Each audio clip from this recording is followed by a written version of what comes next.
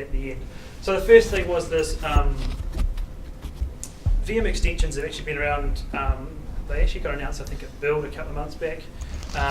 And what they are is basically the little agent that sits inside your VM, and when you spin it up in Azure, and the agent can be used to extend the way the VM functions. So it does a bunch of stuff. And so,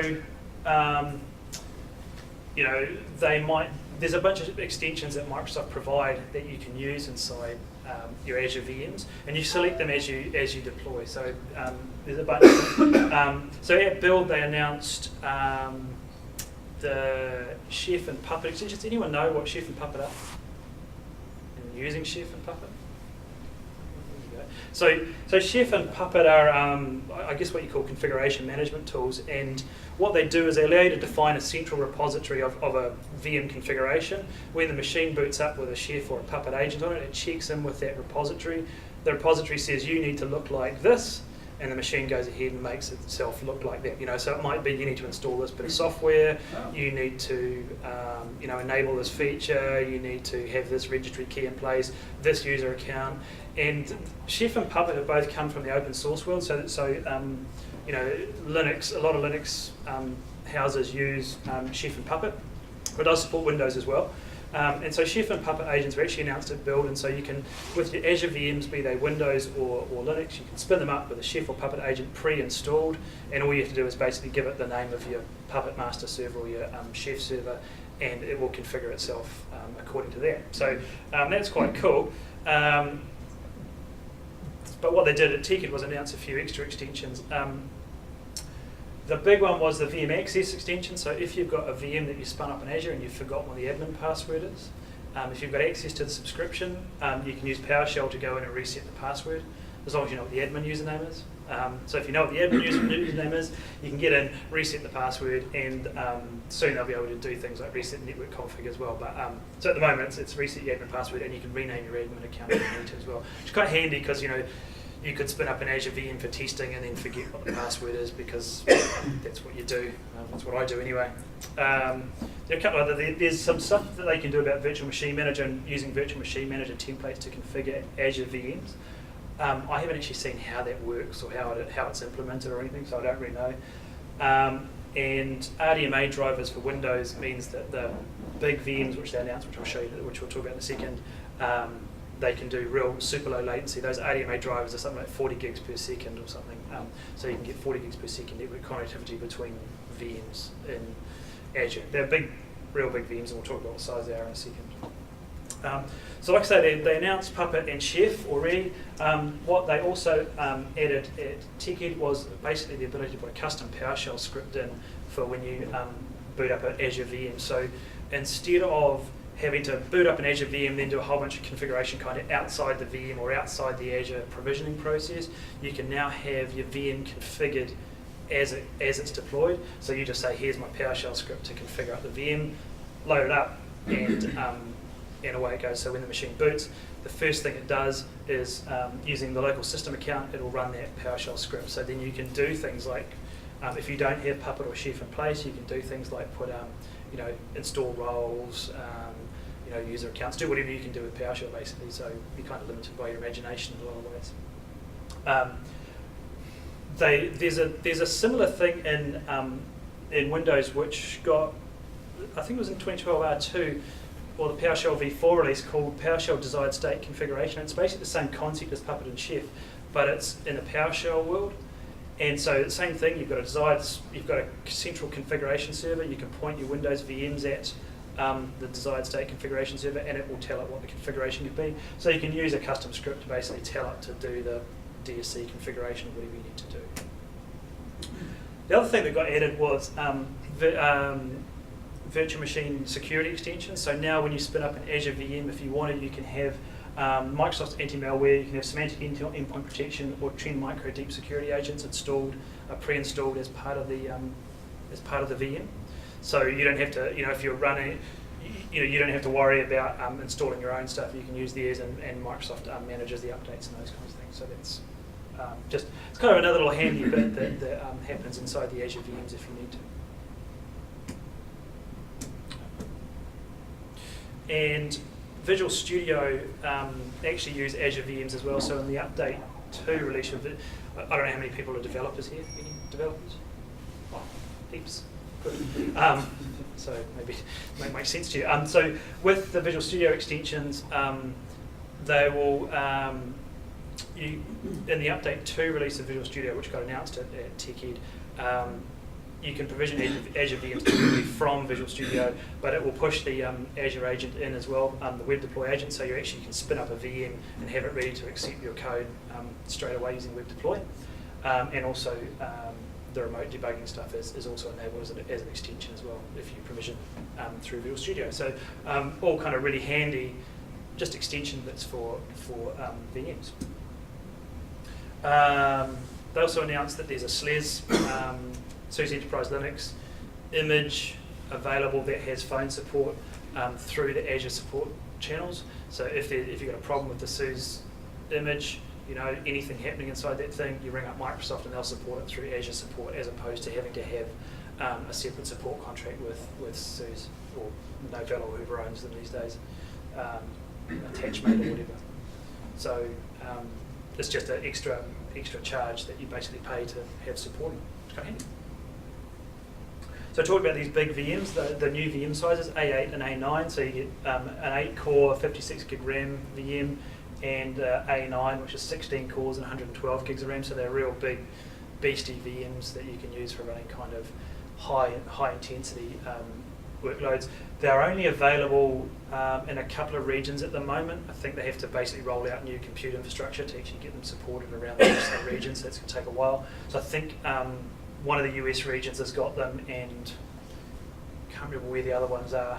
But so basically they're fantastically large VMs that you can do kind of crazy things with, and they include these RDMA network cards in them, which they, like I say, 40 gigabit per second networking. So if you are on high performance compute clusters or something in Azure, you can do that now if you need to. The 40 gig drivers are Windows only. There's no Linux driver at the moment. I think that's coming, but not yet. Big VMs. So one of the things that, if any of you, how many of you have actually played with Azure? Spun up a VM. Has anyone created a virtual network in Azure and done that stuff? So one of the things that Azure does in the virtual networking space is you can create these virtual networks and use your own IP addresses and all that stuff. You can connect them up to your on-premises network with a VPN and do that kind of stuff if you need to. One of the things you did up until now was you created a virtual network with what they call an affinity group. And what that did was, because these Azure data centers are like massive, and so they've got thousands and thousands of hosts running them. What that affinity group does is it locks you into a particular group, and it's about 1,000. They call it a scale unit there. The scale unit's about 1,000 hosts, and it locks you into that scale unit. So what it means is that all the traffic between VMs in an affinity group kind of stays roughly close to one another, as close as 1,000 hosts can be. So it means that you wouldn't be going, say, if you had a VM running over here, you wouldn't have a VM over kind of in the other end of the data center, going across like all the top of rack switches and all that kind of stuff. So that's what you used to do. What they announced at TechEd was this thing called wide virtual networks, I think they refer to them as. And basically, instead of having a virtual network that's locked to a scale unit, you basically have a virtual network that's now locked to a region. So your virtual network, when you create it, you can still create an affinity group, but now you can also say, create me a virtual network in Southeast Asia, and it will go anywhere in that Southeast Asia data center and across any of those scale units. So it basically expands the reach of virtual networking a bit more, and basically takes away kind of one of the little, it's not really a block, but just takes away one of the little things that kind of confuse people a bit, I think. Sorry, what's the benefit of that?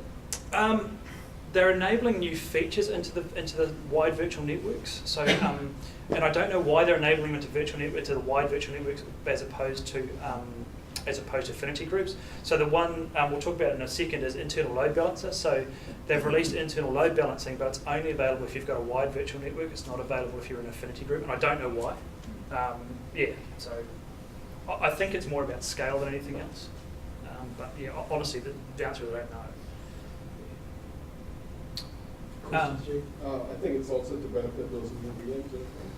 Yeah, it's, the A8s and the A9s, they work much better on the regional. that seems pretty plausible too. If any of you are running Hyper-V, you might have been aware of a thing called Azure Hyper-V Recovery Manager, which is basically a way of providing an orchestrated DR between two data centers. So you have your Hyper-V VMs running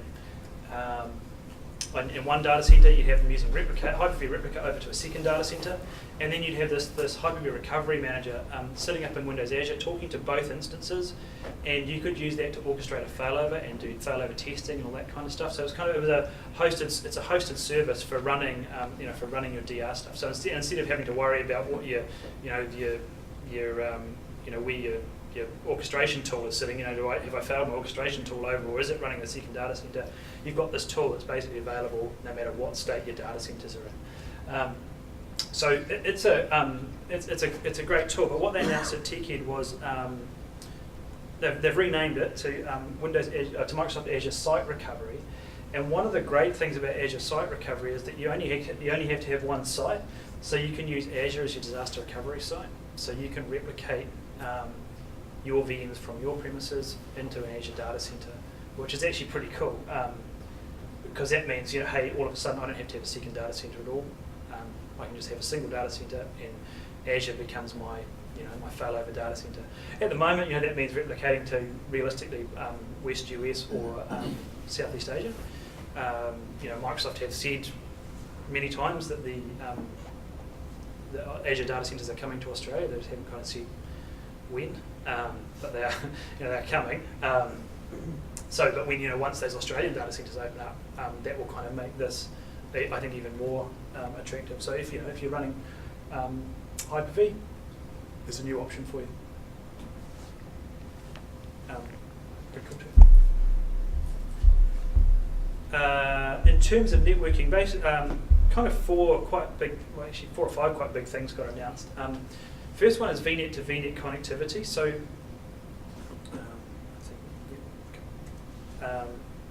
we'll talk about that. So basically, what you could do is I could have virtual networks inside Azure, and I could have them. I could have one CRAD, say, over in Southeast Asia, one in a US region, but those couldn't talk to each other. If I wanted them to talk to one another, I had to basically route them back through my internal network and up again through two VPNs. So what VNet to VNet connectivity lets us do is create a connection directly from a virtual network we've got running in one region to a virtual network running in another region. So so instead of traversing through your CorpNet, and it goes across Microsoft's Microsoft's network connectivity, so you don't have to worry about that kind of stuff. The great thing is that you can do all sorts of cool things with it. You can, if you've got virtual networks in your own subscriptions, you can have them talk to one another. If you've got virtual networks in different subscriptions, you can talk to one another. It's not kind of limited by being in the same subscription or anything. These things can basically just talk to one another pretty much wherever they are. So it means you could have a VNet connecting you to a customer if you wanted to, or a customer to you, or anything you like. So that's quite a big change, and kind of I think an industry first for the kind of the big public cloud providers. And one of the things that one of the great things that you could do with it is something like SQL Always On across regions. So I could have I could have SQL instances running in one region, connected via a VNet and replicating across to a VNet in a completely different region. So here I can replicate from Central US to West US, or West US to East US, or whatever I wanted to do. I could replicate that stuff. Doing that now is really hard. You can do it inside a data center, but now you can do it across multiple Azure data centers. So it's that's quite a handy thing, especially if you want to build kind of a whole bunch of failure resilience into your app. You don't have to worry about how do I synchronize SQL across these data centers. You can do it out of the box, which is pretty nice. Next thing was next thing announced was IP reservation for VIPs, and so up until last week, when you deployed an Azure VM or an Azure service, you basically got a fixed DNS name, but your IP address can change. If you shut the machine down and your cloud server stopped running, you rebooted it, you could pick up a completely different external IP address, which a lot of people kind of managed around by using DNS and aliases and CNAMEs and all kinds of stuff. But it kind of makes some scenarios hard, like firewall scenarios where you've got to allow particular traffic out to a particular IP. You can't keep having that changing and doing stuff. So static IPs, you can basically reserve an IP address and assign it to a cloud service, and that IP will remain fixed with that cloud service kind of as long as you keep paying for it, basically. The way Microsoft have done it is that you can have up to 5 public IPs for free, and then you can reserve an extra 5, which I think is about $5 a month for the extra 5. So for $5 a month each. So, but if you want to, if you want to reserve those static IPs, you can do that now. At the moment, it's not in the portal, so you have to do it all through PowerShell, but it's no biggie really. It's all pretty easy. And the other one was at the moment, if you're spinning up VMs inside a cloud service and you have multiple VMs inside the cloud service, they all end up inheriting the same IP address, which is usually okay and can be managed around, but there's some scenarios where that might be a bit of a pain.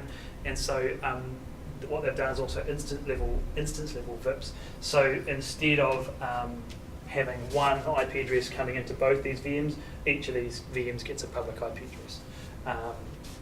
Again, that's kind of that's not the default. You configure that up with PowerShell, but it is a useful scenario. It's not something you necessarily use all the time, but FTP might be one there, and monitoring VMs by IP. I don't know. I'd probably do it internally anyway.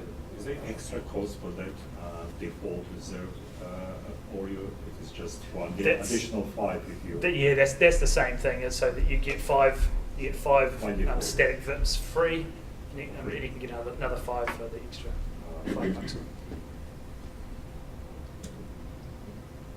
$5. Something that a lot of people have been asking for a while is internal load balancing. So Azure has always had a concept of an external load balancer, so you can spin up VMs behind an external load balancer, give them a single IP address, and then do entry points. I want these VMs are web servers. I want to have port 80 come in to the load balancer and get distributed across these things.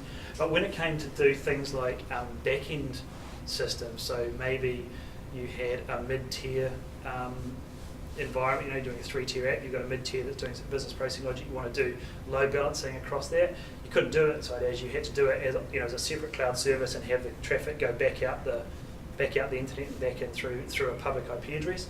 The internal load balancer actually makes doing that possible now, so you can so you can load balance internal systems behind the load balancer and have those guys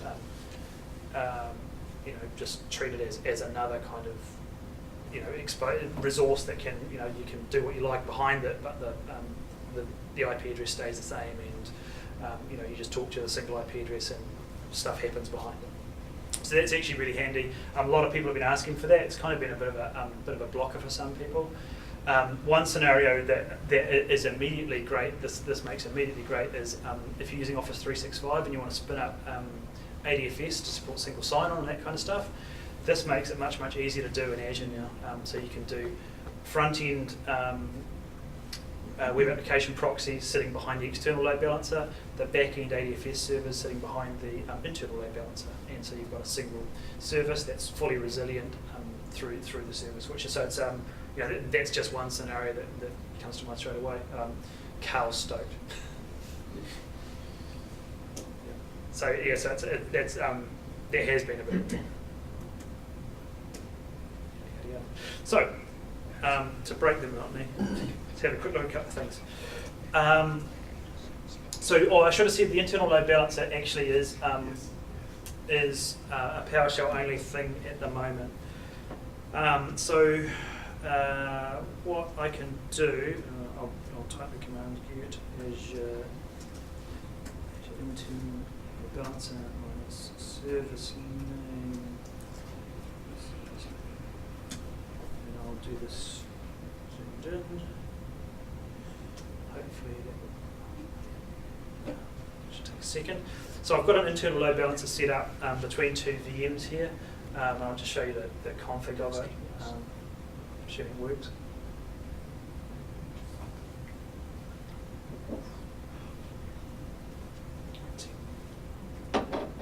It's my favourite bit of presentations, is the uncomfortable silence. It always goes slow when you're... While we're waiting for this, Any you're questions? talking about the virtual IPs that you get. Yep. Are they IPv4 or v6? All of Azure is IPv4. Azure doesn't support IPv6 at the moment. So that one, right. So you can see we've got a load balancer called MyILB. It's pretty imaginative. It's attached to the backnet subnet, and it's got an IP address of 172.16.1.20. And so that's my internal load balancer. And I've also got get Azure endpoint name.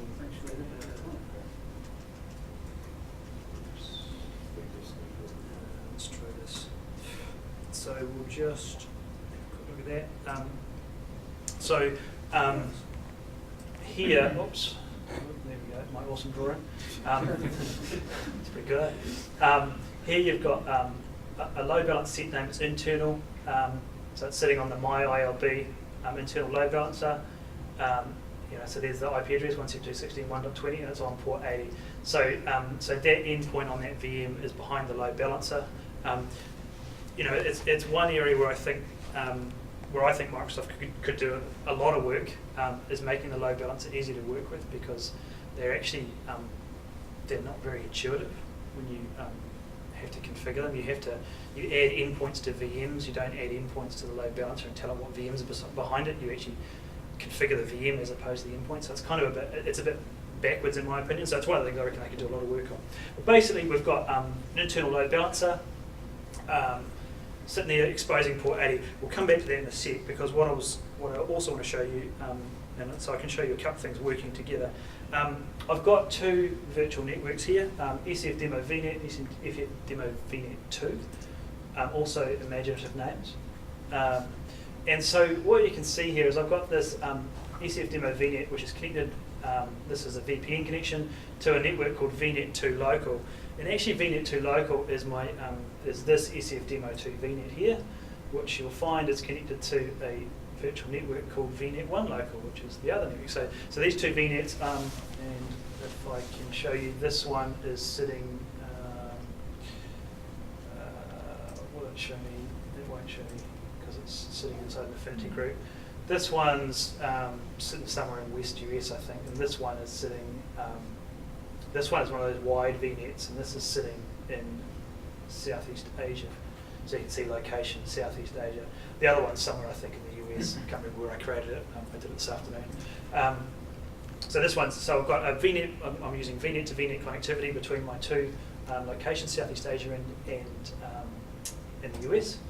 And you'll see down here, this one's got the IP range of 10.0.0.0 or something. This one's my 172.16 range. There's my backnet network that the internal load balancer's on. And so I've got a VM over here, which is sitting, actually I'll show you, it's sitting in my 10. This is sitting over in the US. Maybe. Show me something. Or not. Maybe you're ready.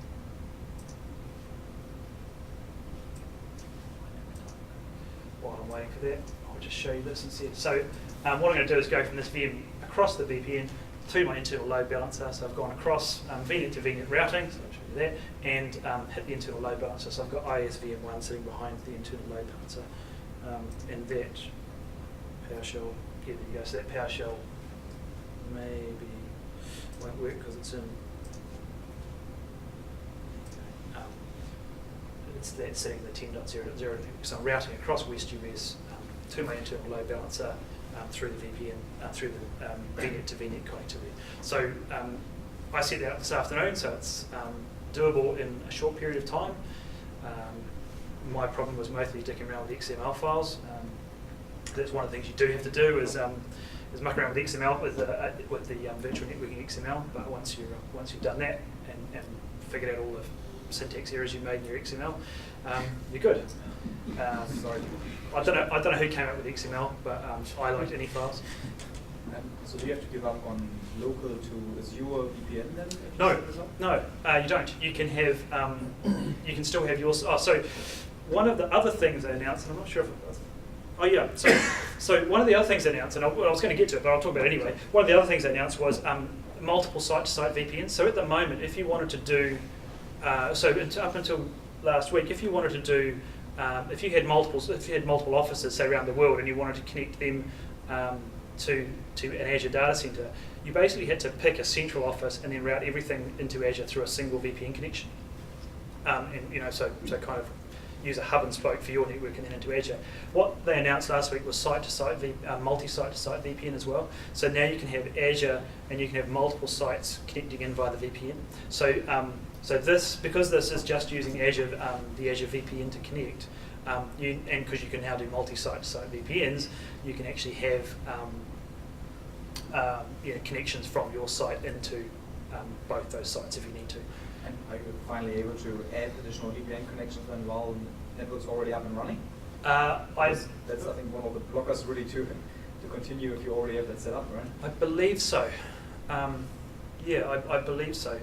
If you do it with PowerShell or do it with a network, you've got to do it with a network config file import as opposed to doing it in the portal, because the portal kind of lags behind all that stuff, and so the portal doesn't show you static VNets, doesn't show you the internal load balancer, doesn't show you multi-site-to-site VPNs, all that kind of stuff. So there are a bunch of things that they announced that you can only do kind of at the command line or by mucking around with the XML files, which is it's kind of okay because it works and it's better than not having it at all. So that's a good thing. So very handy. Sorry, just quick one. Yeah, that's fine. That's what you're here for. VNet to VNet, what's the costing on that? Do you still have to pay the normal gateway fee twice? Yes, yep, you pay the gateway. Actually, that's a good point. I don't know if you pay it twice. You may do. That would be quite pricey, I think. Good question. I'll You have to pay for the traffic too, wouldn't it? Traffic, as I understand it, doesn't count as leaving the Azure data center. Region to region? Apparently it doesn't cost because it's not seen as egress. Because you only pay for egress. And it's not seen as egress because you're still inside Azure effectively. Just pay for the storage.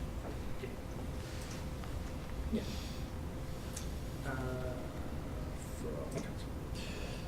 So that preempted one of the other things. So one of the other things they announced was this express route general availability, and what that is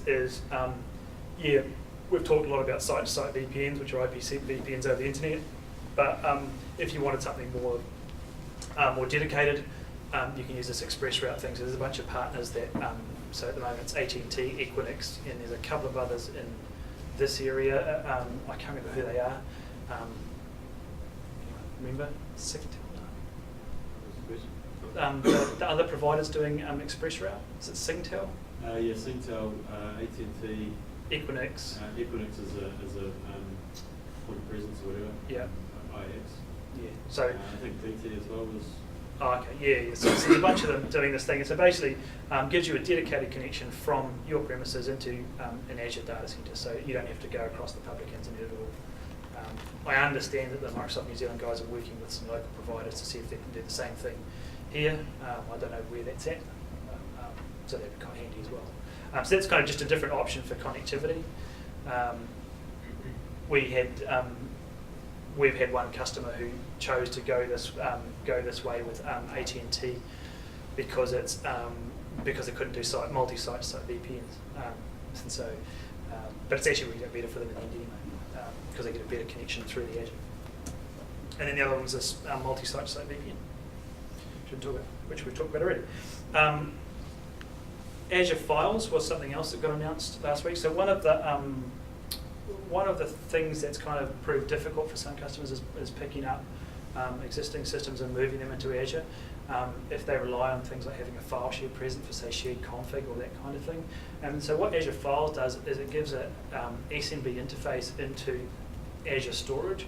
So you can refer to Azure Storage as server name / share name instead of having to use the Azure APIs or anything else to talk to it. So if you want to do, if you've got something to do with shared settings, so if you've got IIS, want to use shared settings and use a shared, use a central file share, you can use an Azure file share to do that now. Or you want to log diagnostics to a single central file share or something, you can do that now with Azure File Share. So it's basically for VMs sitting inside an Azure data center can talk to Azure Storage as if it was a file, a Windows file server, which is quite handy.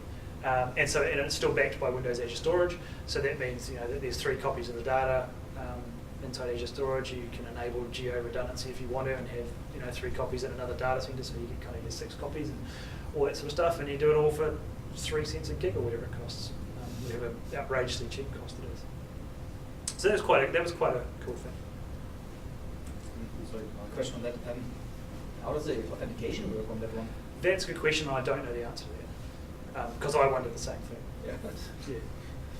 Yeah. I'm honestly not sure. I think you define a bunch of stuff in PowerShell. I'm pretty sure most of it's driven through PowerShell. Okay. We're still waiting for access to the preview. Yeah, we haven't had a chance to play with it. For the preview now, but it's not. Most people haven't got access to it. Yeah, I don't know if you've picked up kind of a theme through this, but like PowerShell. Yeah. PowerShell. You guys know PowerShell, right? Because you should. So the other thing that was kind of interesting that Microsoft announced last week was this thing called Azure Remote App. And so this is remote applications that are hosted on an Azure data center and delivered, like a terminal service published application, but running out of Azure. And so you can access those, there's clients for Windows and iOS, Mac and Android. So it's a standard RDP and remote FX protocols, all good. And so you can run this thing up, run stuff up in Azure, to host your apps without spinning up, a whole IDS infrastructure. So it was quite an interesting thing. This is the stuff that you might have read about called Mahoro.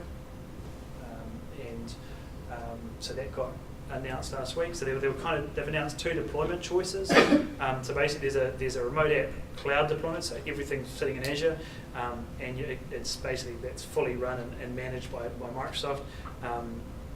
It comes with Office Pro Plus pre-installed, and there'll be a kind of app catalog, I think, and then you can log in with a Microsoft account, your Hotmail account or whatever, or you can federate with Azure AD if you're using Azure AD for stuff.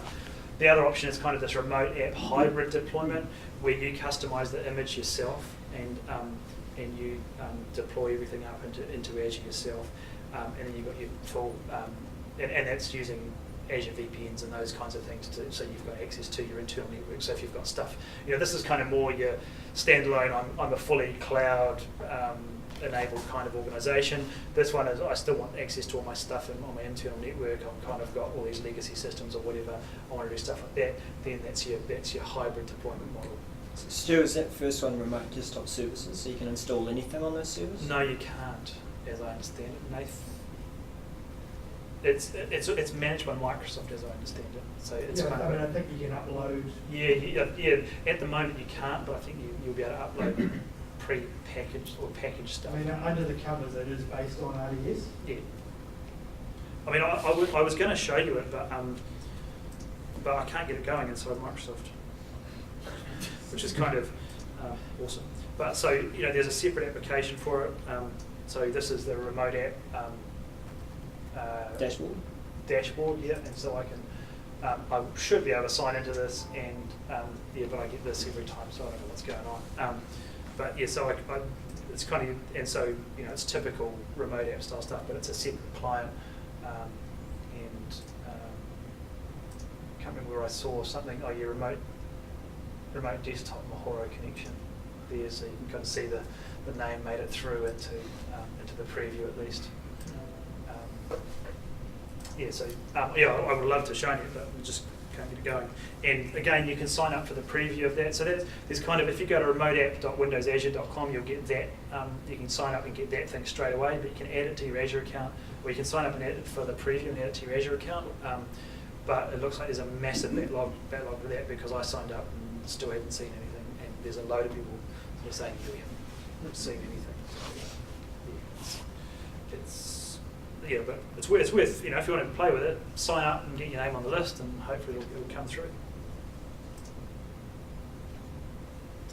So we talked about a bunch of stuff on here, a couple of other bits and pieces. In preview, they added a Redis cache instance. So there is a Azure native cache instance, but they've also added a Redis cache. You know, a lot of open source folks like the Redis stuff, so Redis is now available in preview. This thing called BizTalk Hybrid Connections. So one of the things that, you know, if you've got, say, if you want to build an app inside Azure that has a connection through to an internal system, you know, you could do it with a VPN, Azure VPN, or you could do ExpressRoute or whatever you want to do. If you don't want to do that stuff, you can do this thing called hybrid connections. It basically gives you a bit of software that installs on your on-premises system, and it basically creates a tunnel through to Azure, an outbound tunnel to Azure, and then you can your Azure instances can talk back through this hybrid connection through the BizTalk stuff. So that's kind of interesting as well, because it kind of gives you a different way of connecting to internal systems without having to kind of poke holes in your firewalls or have VPN set up or whatever if you don't want to do that stuff. So you can have something kind of running up in the cloud but have access to kind of just the systems that it needs to access. So it's kind of handy. I think I've talked about everything else on there. Oh, and Azure Import Export WebGA, so that's the service where you can, if you've got a lot of data to upload into an Azure data center, you can put on a hard disk and ship it to Microsoft, and they'll stick it on Azure storage for you. So that WebGA, I think it's available here. There's different providers. I think here we use DHL, it's DHL and FedEx, I think. So basically, you get a hard disk, put your data on, encrypt it with BitLocker, you keep the key, ship it to Microsoft. They load it onto Azure storage. You decrypt it with your BitLocker key, and everyone's happy. So Intune. So that's kind of I think that's it for Azure. Or maybe there's one little other bit as well. Intune. Basically, with Intune, they announced kind of more or less announced the roadmap, roadmap for kind of the next couple of months for Intune.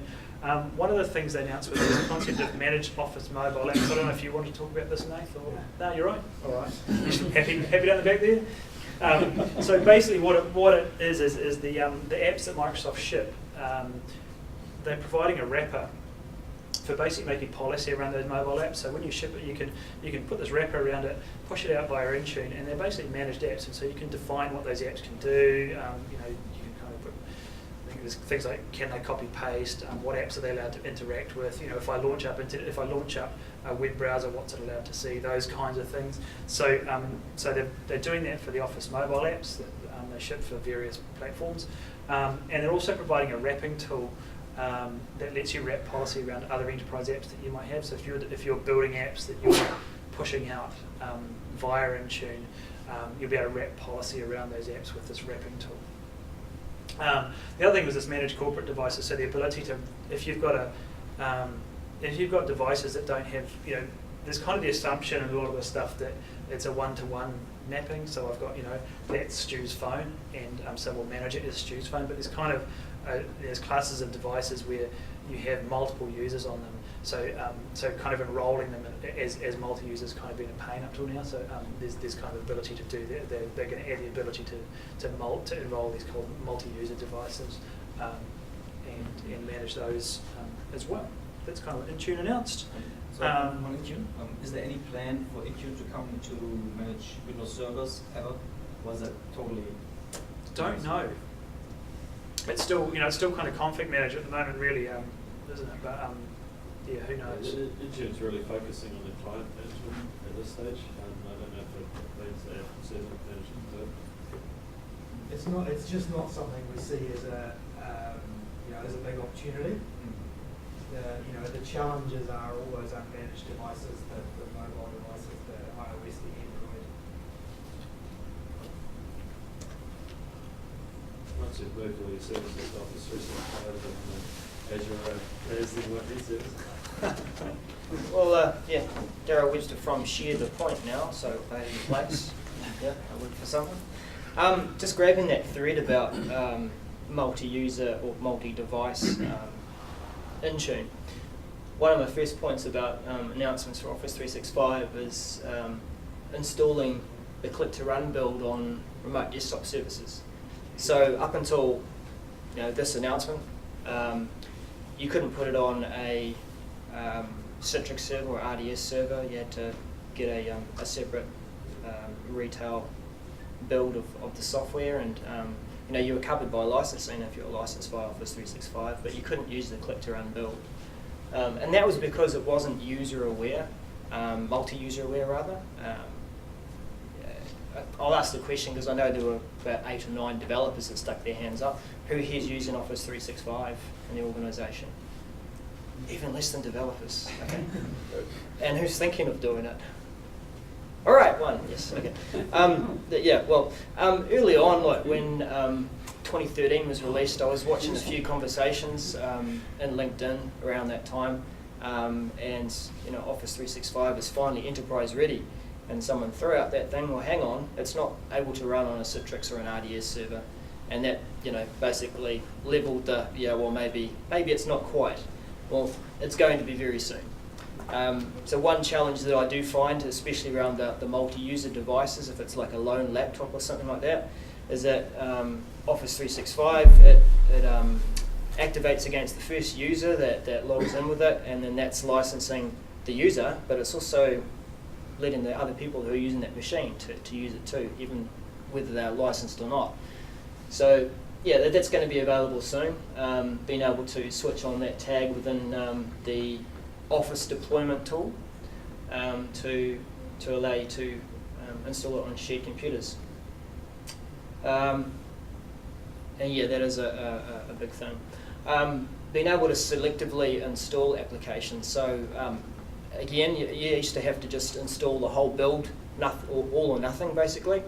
And there were some applications that admins wanted to have a bit more control over. Maybe they didn't want to install Groove, to prevent perhaps some of the syncing of files to non-work sanctioned devices, or maybe they just weren't interested in Publish or InfoPath anymore, and they wanted to just reduce the size of their build. And so there's going to be a tag in there again for Office Deployment Tool to selectively install or exclude certain apps from what you're installing. User mode streaming becomes proxy aware. So again, early on, I was at my previous employer, was sitting behind a good old Microsoft ISA firewall, and had some great trouble trying to install the click-to-run build because it wasn't proxy aware. Had to punch a whole lot of holes and make some compromises in the way that it was able to get through to the content deployment network, because it couldn't sense that this is Darryl doing it. It was going out and reaching out to the network as an unauthenticated user. So now it'll be able to install based on the user context, and that kind of goes hand in hand with the whole multi-user thing on a remote desktop server. So it's becoming more user aware and truly becoming more user centered. Yeah. Darryl, yes? Perhaps you could just give a quick summary as to what click-to-run is and what it means. Yeah, okay. So, and that is a good point. So most people are used to installing Office via an MSI file, or the old disk, and double click and wait for half an hour, 40 minutes, then download all the service packs, then download all the updates, and you might be done by 2 o'clock in the afternoon. Click to run is the very latest build of Office. Everything's up to date. You click it, you start to install it, even from off the internet, and you can start using the software within 3 or 4 minutes of starting that install. Meanwhile, it's still installing in the background. So basically it's turning on all the features that you might use, say within Word, all the common ones like can I copy and paste, can I get to certain things in the file menu. It switches all those on and leaves all the not so common features streaming down in the background. So that's one advantage of click to run. And the other thing is that you do have a really up-to-date copy. So when it comes to installing the latest version, you compare MSI to click to run. You don't have to go through all this, I've got the updates, I've got the service packs, I've got the blah. You basically download the latest build. And then when the next build comes out, you're just downloading the changes. So there's all just little pieces of the puzzle dropping on in there.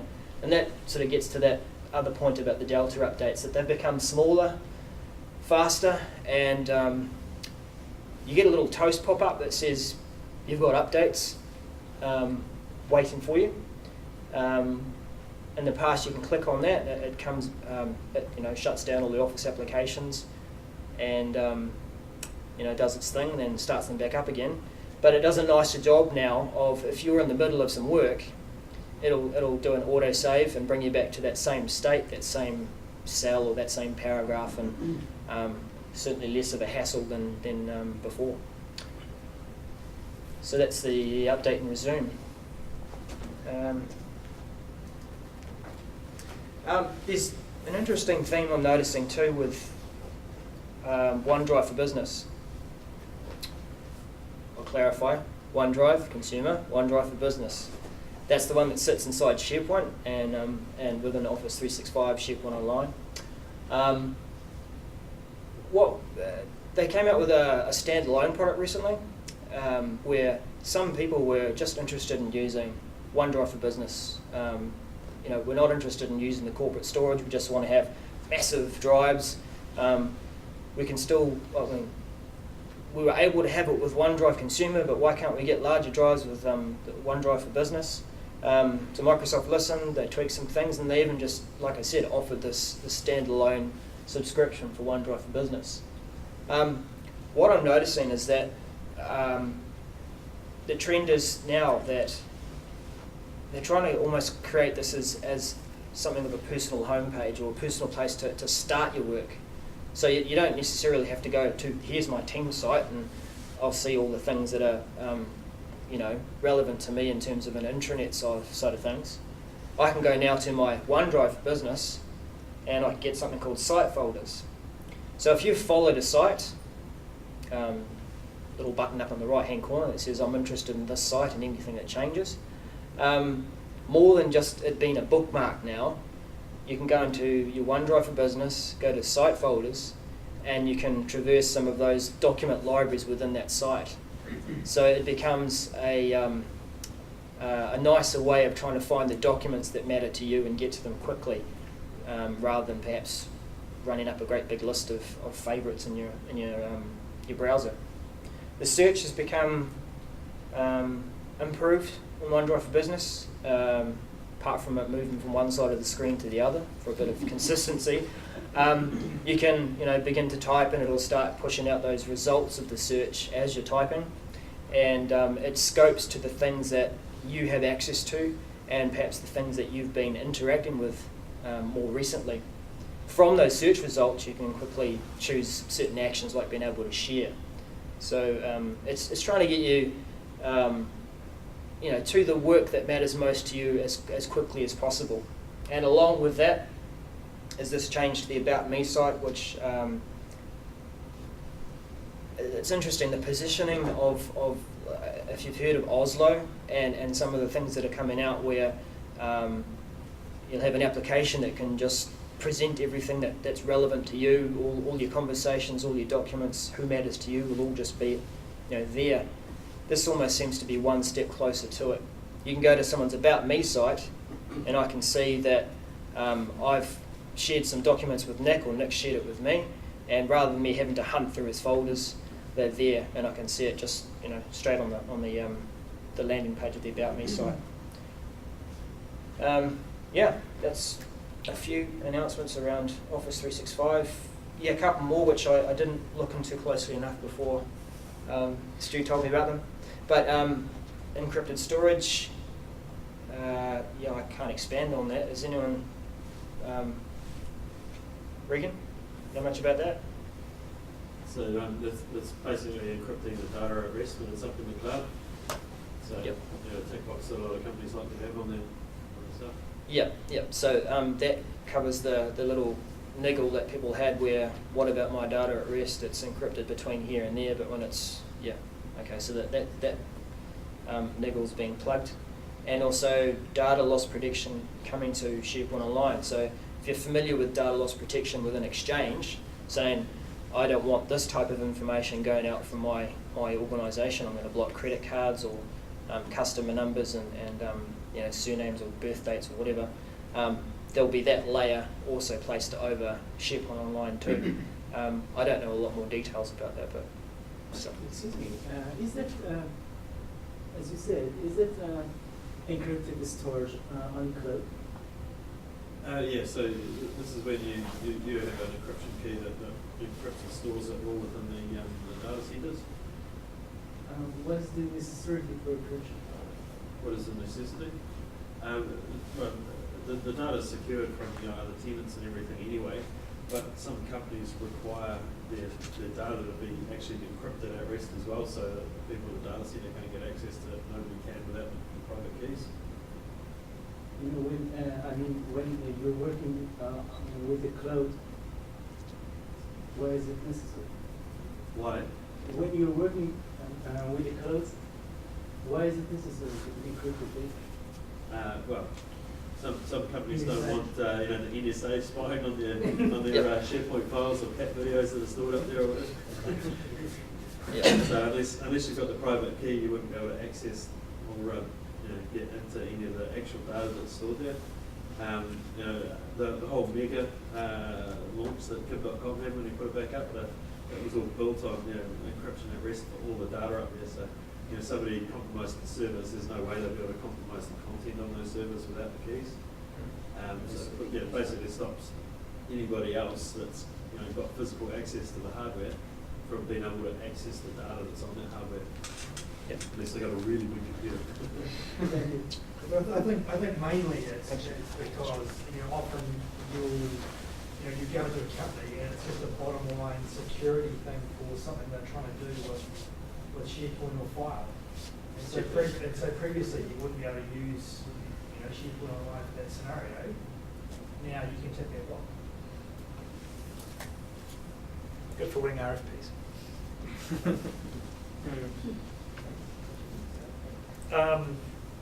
Developer stuff. I'm going to pretend I'm going to wave my hands up here. Just look over there. So update 2 for Visual Studio 2013 was released.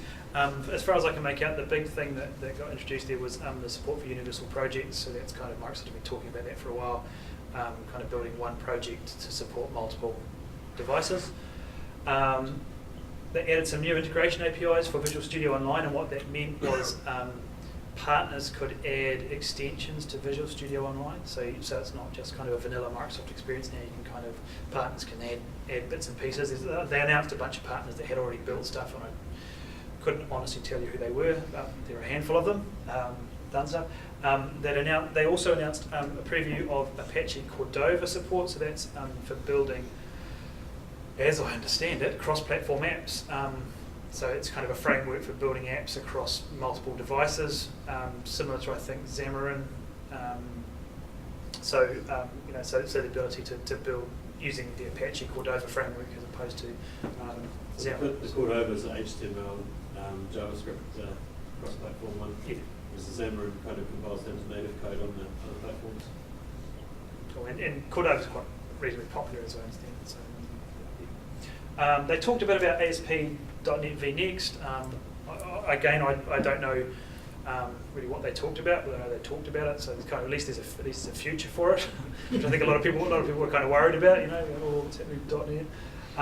They also talked about .NET on server, and one of the things that was kind of interesting they talked about with .NET was the ability to run apps side by side with running completely different versions of the .NET runtime, like subversions, so not having to kind of maintain compatibility. They kind of talked about running, absolutely side-by-side versions, isolated rather than kind of the way it is now. It's kind of, they're all kind of munged together as far as I can figure out. And they also released a bunch of custom client libraries for doing stuff against the Office 365 APIs as well. So there was some, there wasn't a lot of developer stuff because most of that got done at build, but there was some stuff that happened for developers, which probably is very exciting if you are one. there are a couple of other little bits and pieces. One was really interesting. When I talked about PowerShell desired state configuration, the ability to have kind of a central configuration point and have these have your machines check in using PowerShell desired state config. They actually demonstrated doing PowerShell desired state config for Linux. So obviously PowerShell is not running on Linux, but the desired state configuration engine is running on Linux, and it checks into your PowerShell desired state config server and will configure itself in the way that you want your Linux server configured. So now you've got, and I kind of said, if you're a Windows guy and you've got a couple of Linux machines and you want to do kind of desired state config, well then you can use PowerShell. If you're a Linux guy and you've got a couple of Windows machines, well you use Chef or Puppet or something. So you kind of choose whichever tool is going to be most comfortable for you, but know that it's going to support the other platform as well. So that's quite neat. So that's kind of preview. I'm not sure exactly how that's shipping. They've kind of used an open source framework to deliver kind of a Linux end. So there is kind of a lot of open source happening at Microsoft these days, which is a bit surprising, but also quite good. I think it's good. It's good for them and it's good for the community. Some Azure, and I know I said I'd finished on Azure, but there's the last little bit. Azure Active Directory Premium. They delivered a preview of the new self-service password reset stuff, including write-back password reset, so you can reset your password on Azure Active Directory in the cloud and have it write back into your internal Azure directory, which is, that's actually really handy. They announced the preview of a new sync engine that supports multi-forest AD, so instead of having to, the way it currently is you've got a single forest sync, and that's it. Now you can do multi-forest sync. So if you've got a larger organisation or you've got acquisitions or whatever, then multi-forest sync comes in. And multi-vector authentication, IP whitelisting came in as well. So basically you could say that if a device is coming from this IP address, it doesn't need to be MFA. You can skip that, which is also just kind of a handy usability thing. And the last bit was BizTalk 2013 R2 RTM apparently. And who knows what's in it? Already one. No. So, it was January. Yeah, so that's kind of it. So that was kind of a 1 hour summary of what's new at TechEd. Any questions? Otherwise we can all go home. There was one other cool thing that was on the developer side that kind of crosses over into IT Pro as well.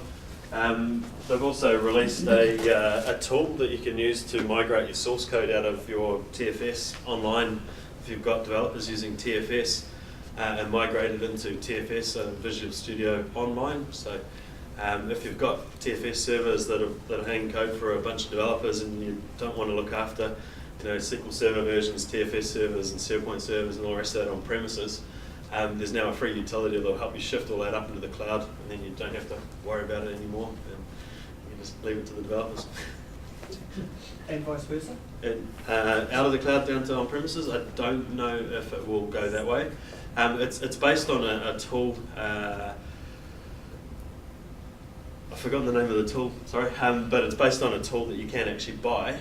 So the commercial version probably has the reverse path. Or you can ship the VM back home again and... You don't actually migrate the code to a VM. You migrate it to Visual Studio Online, which is a software as a service source control, like GitHub or some of those other online ones. So when you're doing it on premises, you've got to have quite a few components for TFS, servers and SQL servers and SharePoints.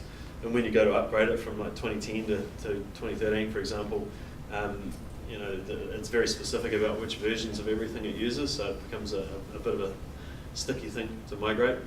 But when you're in the cloud, you don't really have to worry about upgrading or migrating it, and the cloud version gets new features quite quickly now. They're rolling them out every 2 or 3 months. And then Microsoft's also responsible for keeping the templates up to date and that sort of thing? Correct, okay. yeah.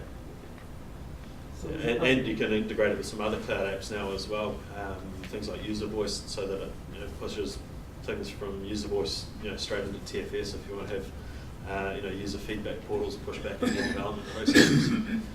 So there's a lot of cool things that you can do up online with it as well. But TFS Online, the main thing is you don't have to worry about all those components that you need to worry about before. You talked about the data center having the copy setting in the cloud. You have this example where instead of going from publicly you could have just one data center and the backup in the cloud. Yep. In Azure. If the replication will stop. Yep. And then all that data that's sitting there, are you saying that it's still local? Yeah, so the way that that was the Azure Site Recovery stuff. Oh, okay. Yeah, so the default scenario is that your machines are sitting there running on a Hyper-V stuff Hyper-V server on premises. It's running, and in the normal state, it doesn't really matter what the internet's doing. Only in a DR scenario where something horrible's happened to your environment, you know, someone's burnt your data center down or something, then you fail over into running your VMs inside Azure. And so, yeah, so generally the default state is you're running, you know, on your local resource, and you're just using Azure as a DR data center. So pretty much you'd be paying for Azure storage, and you know, it's in a normal state, and that's kind of about all you'd be paying for. But yeah, it gives you the ability to, you know, replicate your entire data center to another site without actually having to own another site. And if you do have to, you know, switch over to Azure, while your building just got smashed in an earthquake or whatever, you can be up and running fairly quickly, and the Azure side of it provides you with some scripts that you can execute to, you know, bring it up in an orderly fashion, you know, along with checkpoints, so you can check that your applications have come up okay. But it's for, you know, dozens of virtual machines kind of thing, not just for one. So it's a full DR package. When you're replicating from on-prem to the cloud, you can choose to do it, you know, every 30 seconds. 5 minutes or 15 minutes, I think, are the 3 times. So obviously if it's every 30 seconds, you're going to be pushing a lot of replication traffic up to the cloud, but it means that if you do have to fail over, you're only 30 seconds behind so in the Azure. only thing, cost-wise for data, you're only paying for download, right? Yeah, if you fail up into Azure, yeah. you're sweet. You're paying for the copies of the virtual machines that you're storing in the cloud. Yep. So the storage account you're paying for. Sending the data there you're not paying for, but if you fail to Azure and then fail back down, then you'll have to send some replication data back down to your on-premises. Generally, back.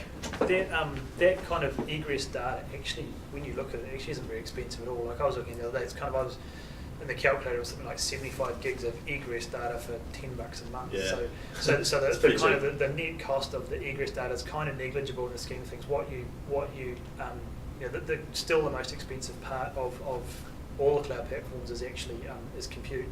So you know, CPU and RAM is pretty much the thing you pay the most for. You know, storage is cheap as chips, but yeah, compute is more expensive.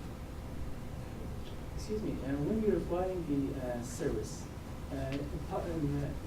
one of the parts that you are paying for is the bandwidth. When you use this replication, are you using get bandwidth or another bandwidth? Yeah, that bandwidth. You mean the Azure stuff? Yeah, using for replication. Yeah. So yeah. But you're not paying per gigabyte transferred when it goes into the centre, but whatever transit you need to pay across your ISPs and things to get it there, you'll be paying your ISP. So if you're on a plan which gives you 80 gigabytes and then $1 a gig after that, then you'll get a big bill. If you're on a flat rate plan or so on, then you won't get any extra traffic billed. But once again, international bandwidth is quite cheap these days. Most of the ISPs are heading back towards that flat rate or high cap model. I think you find that an ISP's cost components are more local and help desk than international traffic now. So the question of desired state config, is it possible to activate on platform as a service services as well, cloud services, to get that in there? And together with that question, is actually a platform as a service offering for a desired state config server as well, or do you have to set that up yourself then? There isn't a platform as a service desired state config server. I don't know whether you can configure the instances to run up and talk to DSC or not. Certainly with the PaaS stuff, if you're building it in Visual Studio, you can supply your own scripts and things to run when it spins up a new instance. Because a lot of the extension model, all that extension model that supports those things like script and Chef and Puppet and all that stuff, a lot of that it came from the PaaS instances anyway. So probably, but who knows? Yeah, so in a PaaS environment, you would just have to put your script in there, then connects to the DSC, and then pull the stuff down. Yeah. So one thing with the PaaS is a lot of the PaaS sites have got auto scale and the rest of it, so it'll throw in some slight complications as to how you configure all of that when you've got servers popping up that you didn't know about 3 seconds ago, sort of thing. Yeah. So that's why I thought the child state config would be good. You know, if it's popping up and you want to configure certain things that are not that trivial. Probably you need to configure that as part of the base project that you're deploying, so Startup tasks. part of the startup tasks or what have you. Not really sure whether the DSC stuff will go straight in. As a traffic manager gone out of Ruby? Yes. Yeah. Yes, traffic manager did go. Oh, you go. Yeah. Traffic manager external endpoints. Yeah, it did. So traffic manager went out of preview, so it's now generally available. For those of you who don't know, traffic manager is basically kind of a traffic distribution mechanism, so you can have policy-based routing of traffic coming into, so if you had, an example would be if you had presence in an Azure data center in the US and one in Southeast Asia, and you want to route people to the one that's closest to them, you basically create a traffic manager endpoint, give people a single URL. If you're coming from somewhere in the Southeast Asia region, then traffic manager will route you to the Southeast Asia instance. If you're in the US, it'll route you to the US instance. So so that we're generally available. That was used in the Sochi Olympics, eh? Yes. Great for apps. Interacting. Yeah. What do you think people use Azure Remote App for?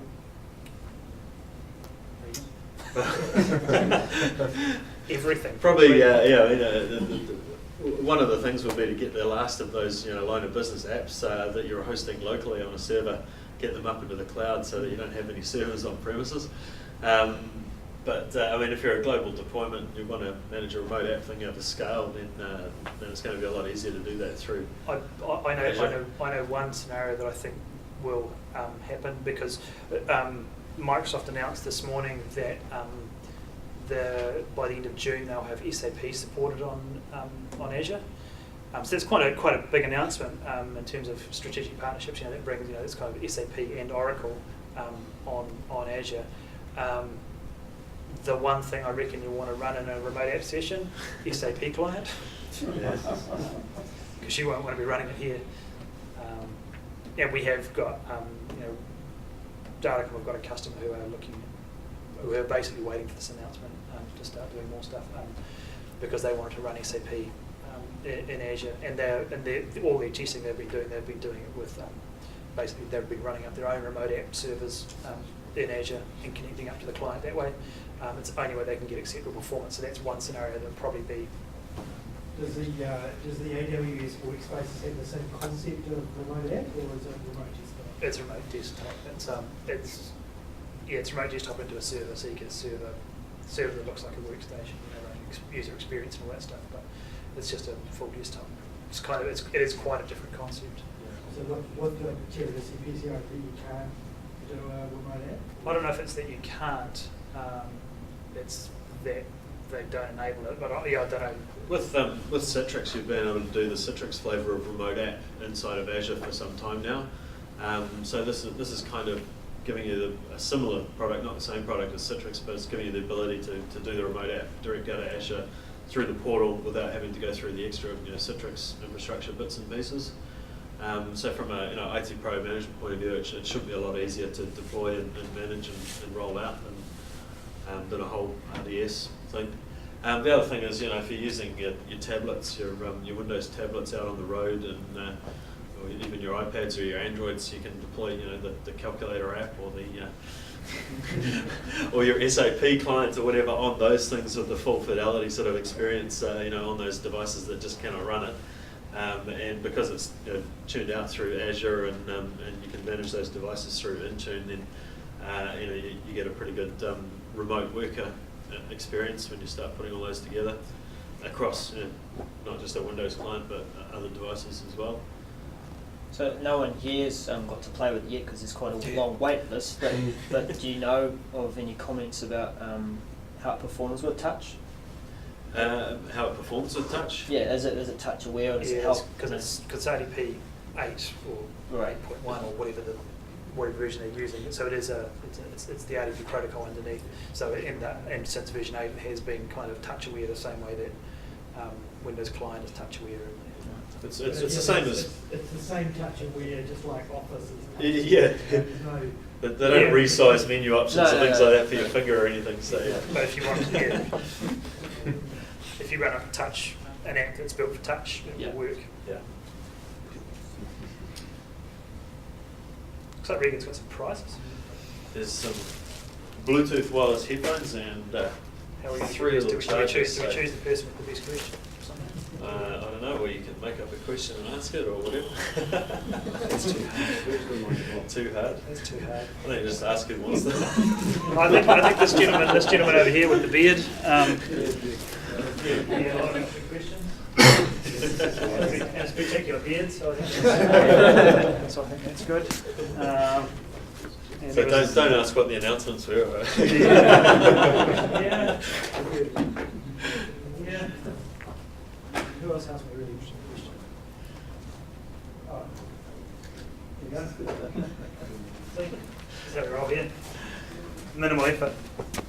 Thank you all for coming. I don't know when the next one's going to be and what it's going to be about, but we'll figure that out sometime over the next week or so, and we'll put it up on the site. We'll have to rope in a speaker from somewhere. Yeah, but thank you all for coming. It's been good. Thank you, Stu. Before everybody runs away, thanks to Stu and Daryl and the guys for running the group. This was TechEd North America, and if you're not aware, TechEd New Zealand kind of launched a couple of weeks ago. We've got a call for content at the moment, so if you want to speak at TechEd and you've been thinking about a session, you haven't put it in yet, then you've got until May 30th to go and jump on the site and put in your submissions. We've also